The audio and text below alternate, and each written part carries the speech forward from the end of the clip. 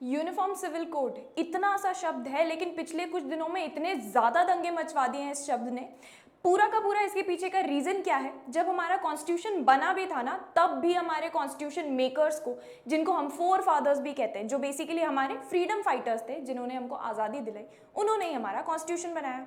उनको तक ये पता था और लगता था कि भाई यूनिफॉर्म सिविल कोड के लिए इस समय ये देश तैयार नहीं है। अब यूनिफॉर्म सिविल कोड होता क्या है? आप ऐसे मान लीजिए कि कल को अगर मैं और संजय दत्त भी अगर कोई क्राइम कर देते हैं, जैसे कहीं चोरी चकारी, तो हमारे ऊपर सेम लॉज ही लगेंगे, सेम पनिशमेंट ही हम पे लगेगी, या कुछ भी फाइन लगना होगा तो वो सेम लगेगा। ये हो गए क्रिमिनल लॉज। हमारे जो रिलीजियस लॉज होता है ना, जैसे कि आप शादी ले लीजिए, आप डिवोर्स ले लीजिए, आप किसी प्रॉपर्टी का सक्सेशन ले लीजिए, या प्रॉपर्टी का इनहेरिटेंस ले लीजिए, ये सारे एक्चुअली में इतने सालों से हमारे रिलीजन के बेसिस पर चलते आ रहे हैं। मतलब अगर मैं हिंदू हूं तो मेरी शादी का तौर तरीका अलग होगा, मेरे डिवोर्स का तौर तरीका अलग होगा, मेरे जो पापा की या फादर फोर फादर्स की प्रॉपर्टी है वो मेरे पास कैसे आएगी उसका तरीका अलग होगा। वहीं अगर मैं मुस्लिम हूं तो उनका पूरा मैरिज के बाद डिवोर्स हो गया, डिवोर्स के बाद रीमैरी करना है, इन सब का तरीका डिफरेंट होगा। मतलब कि अभी तक आपको समझ में आ चुका होगा कि सेम लॉज थ्रू आउट नहीं लग रहे हैं। अब कॉन्स्टिट्यूशन बनाते टाइम आर्टिकल 44 एक इंक्लूड किया था, बहुत ही प्यारा से, बहुत ज्यादा फ्यूचर थिंकर्स थे हमारे कॉन्स्टिट्यूशन मेकर्स। उनको क्या लगा कि भैया अभी इतना ज्यादा रिलीजियस डिवीजन है और तभी पार्टीशन भी हुआ था, तो अभी वी आर नॉट प्रिपेयर्ड कि सारे के सारे रिलीजन्स पे आप एक कॉमन और यूनिफॉर्म लॉ लगाओ और उनको बोलो कि ये लॉ है, आप अपनी प्रैक्टिसेस छोड़ो, आप जो कस्टम्स फॉलो करते हो वो हटाकर इसको फॉलो करना पड़ेगा। We are not prepared right now. ये कब लगा था? कॉन्स्टिट्यूशन बनाने के टाइम। फिर भी उनने एक प्यारा सा प्रोविजन डाला था आर्टिकल 44 करके, जिसमें लिखा था बाकायदा कि यूनिफॉर्म सिविल कोड कभी भी if the country is prepared तो फिर प्रॉपरली अप्लाई किया जा सकता है। ठीक है, तो उनने फ्यूचर के लिए ये प्रोविजन छोड़ दिया। अब फ्यूचर कब आए? ये यूनिफॉर्म सिविल कोड ना हो गया भाई बीरबल की खिचड़ी हो गई।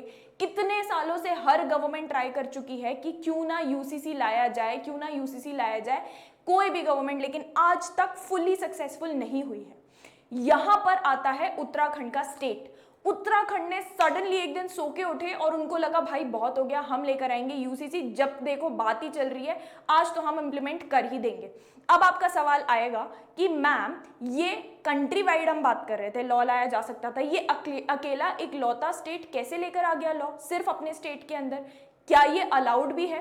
तो एक बहुत प्यारा सा शेड्यूल है हमारे कॉन्स्टिट्यूशन में ही, शेड्यूल 7। कॉन्स्टिट्यूशन की बुक उठाना, पूरा पीछे पलट देना, शेड्यूल्स हैं। शेड्यूल्स में 7th नंबर के शेड्यूल पे अगर आप जाएंगे तो आपको दिखेगा, जो ये मेरे बगल में दिख रहा है, 3 lists, concurrent list, state list और सेंट्रल लिस्ट। तो ये इसमें से हमारे लिए इंपॉर्टेंट है जो बीच में है, दैट इज कॉन्करेंट लिस्ट।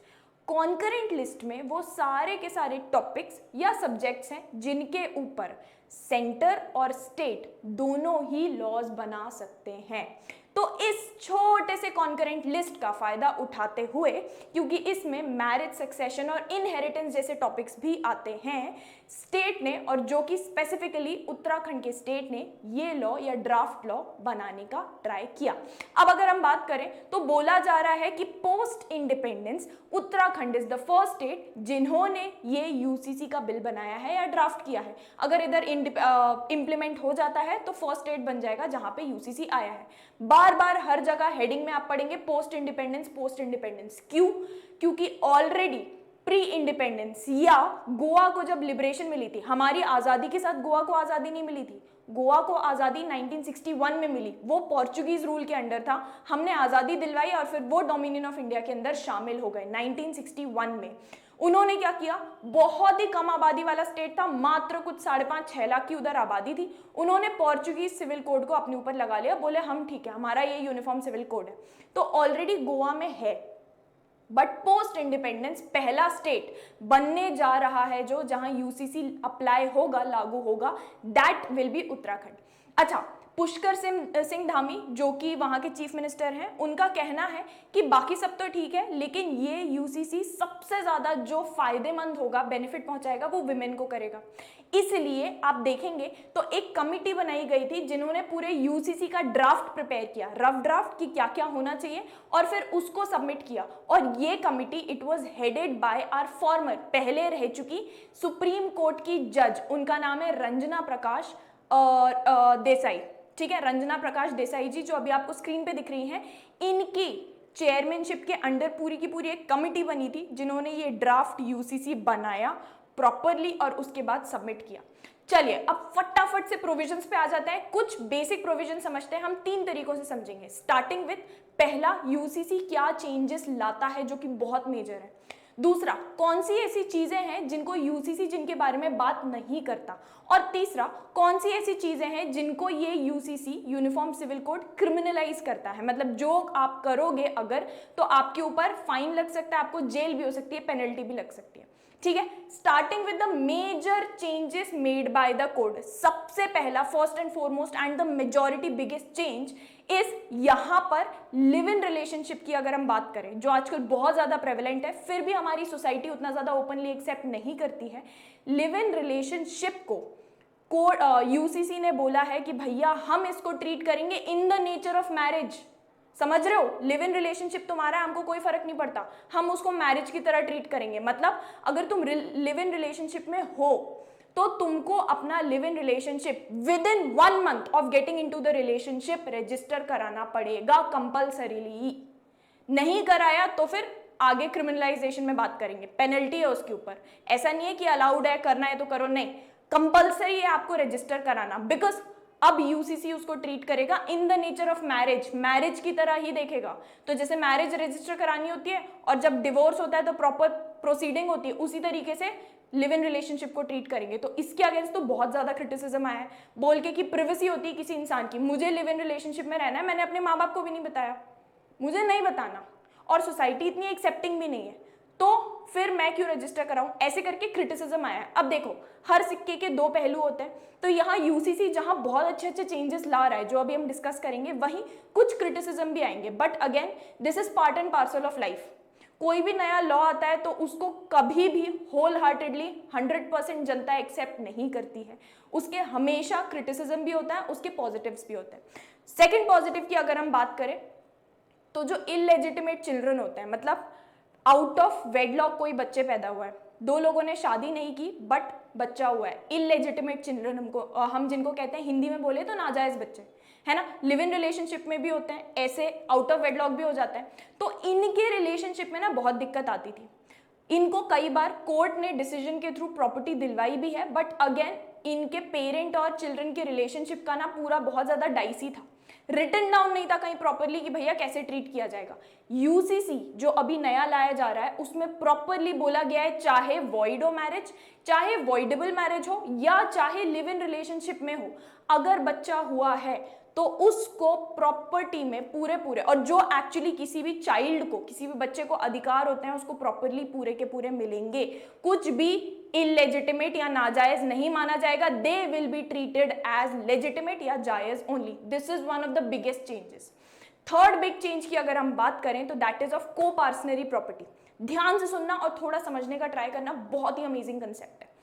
को पार्सनरी प्रॉपर्टी जो होती है ना, ऐसे इमेजिन करो 2 तरीके की प्रॉपर्टीज होती हैं। एक, मान लो 4 जनरेशन ऑफ हिंदूज एक अपनी एंसेस्टर की प्रॉपर्टी को होल्ड करते हैं।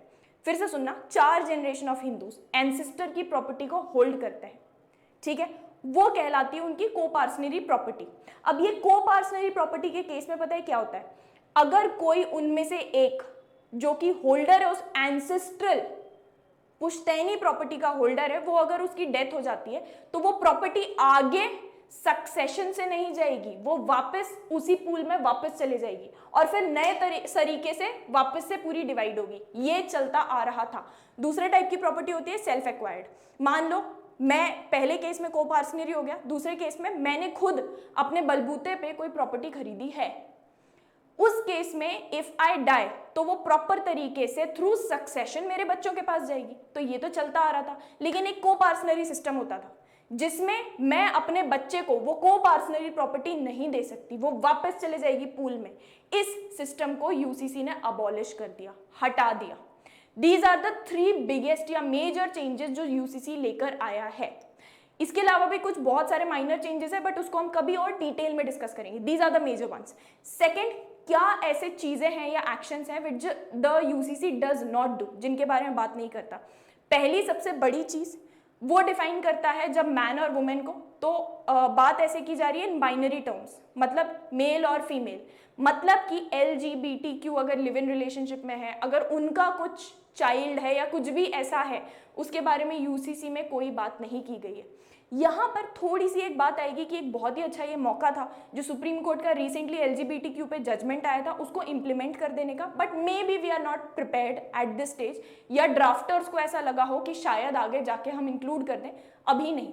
जो भी उन्होंने सोचा हो इसके बारे में उन्होंने बात नहीं की। सेकेंड थिंग, जो STs होते हैं, शेड्यूल्ड ट्राइब, ट्राइबल पीपल, उनके कुछ अलग कस्टम्स होते हैं, कुछ अलग तौर तरीके होते हैं जो वो सदियों से फॉलो कर रहे हैं, उसको उन्होंने हाथ नहीं लगाया। उन्होंने बोला आप जो कस्टम फॉलो करते हो ठीक है आप करो। दे आर एक्सक्लूडेड, उनको बाहर रखा है यूसीसी के एम्बिट से, मतलब उनको कंपलसरी नहीं है यूसीसी में लिखी हुई चीजें फॉलो करना। थर्ड वेरी इंपॉर्टेंट थिंग ये, और अगेन थोड़ा सा पॉइंट ऑफ क्रिटिसिज्म है, जब हम डिवोर्स लेते हैं तो बहुत सारे ग्राउंड्स होते हैं, मतलब बहुत सारी बुनियाद होती है जिनके बेसिस पे आप डिवोर्स ले सकते हो। उनमें से एक वेरी इंपॉर्टेंट जो बहुत बाद में ऐड किया गया था लॉ में, इररिट्रीवेबल ब्रेकडाउन ऑफ मैरिज। कई बार ना मेरी गलती है ना सामने वाले की गलती है, बस हमारी नहीं जम रही, हमको लग रहा है we can do better things in life, we may find better people in life, no fault, ना मेरी गलती ना उसकी गलती, लेकिन हमको डिवोर्स चाहिए। ये कहलाता है इररिट्रीवेबल ब्रेकडाउन ऑफ मैरिज, सुधार ही नहीं सकते, इस तरीके से मैरिज टूटी है। This was a ground for divorce पहले वाले लॉ में। इस यूसीसी में इसको ग्राउंड्स ऑफ डिवोर्स में इंक्लूड नहीं किया गया है, which could be a legitimate point of criticism इस केस में। अच्छा, लास्ट में अगर हम बात करें ऐसी कौन सी चीज है जिनके ऊपर पनिशमेंट मिल सकती है, तो यहाँ पे सबसे पहला जो मैंने बोला था लिव इन रिलेशनशिप। आप लिव इन रिलेशनशिप में आए, 1 महीने के अंदर अगर आपने प्रॉपर स्टेटमेंट ऑफ रिलेशनशिप देके रजिस्टर नहीं कराया तो आपके ऊपर 10,000 रुपए फाइन से लेकर 3 महीने की जेल की सजा भी हो सकती है। अच्छा, रिलेशनशिप टूट गया, नहीं रहा, तो statement of ending the relationship भी देना पड़ेगा, प्रॉपर सबको पता होना चाहिए, तो इस केस में पीनलाइज किया जा सकता है। सेकेंड थिंग, चाइल्ड मैरिज, 18 और 21 फिक्स की गई है मैरिज की एज, और चाइल्ड मैरिज अगर कोई भी बहुत जोर जबरदस्ती से कराता है, या दूसरा marriages under prohibited degree. Prohibited degree क्या होती है? डॉटर फॉर एग्जाम्पल बहुत सारी होती है, मैं एग्जाम्पल देती हूँ, daughter can not marry her father and grandfather. Similarly mother can not marry her son and grandson. ये प्रोहिबिटेड होती है डिग्रीज। अगर कोई चाइल्ड मैरिज कराता है और प्रोहिबिटेड डिग्रीज में कराता है तो वो भी क्रिमिनलाइज्ड है। Third, very very very important, dissolution of marriage, मतलब आप अपनी मैरिज को खत्म कर रहे हो और आप कोई भी ऐसा तरीका यूज कर रहे हो एक्सेप्ट जो कि proper judicial mode of divorce है, मतलब लॉ बताता है कि ये 3 तरीके हैं आप डिवोर्स इनसे ले सकते हो।